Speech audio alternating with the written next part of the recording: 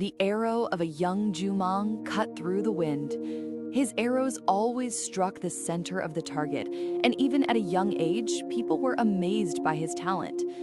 Legend says his birth was surrounded by mystery. Perhaps that is why Jumong showed extraordinary skill from childhood. Even birds in the sky could not escape his arrows, and in the forest, his hunting skills were unmatched.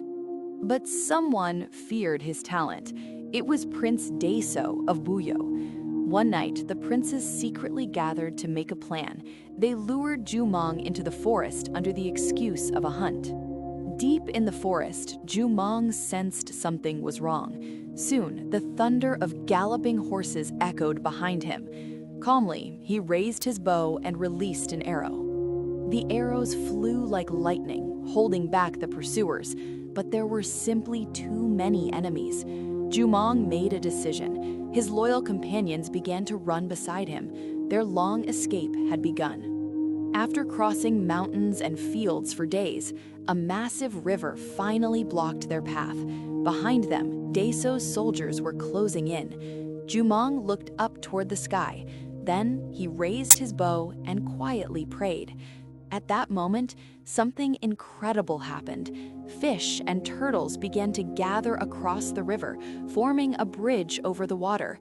Jumong and his companions began to cross. Moments later, when Daeso arrived at the river, the bridge had already disappeared. Jumong continued his journey toward a new land. Standing on a hill, he gazed upon the vast world before him. Here, a new history would begin. Jumong became the leader of a new nation with his loyal companions by his side.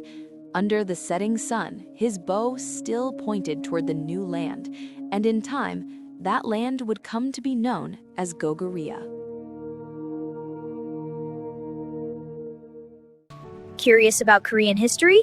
If you have questions about Korea, please like, comment, and subscribe!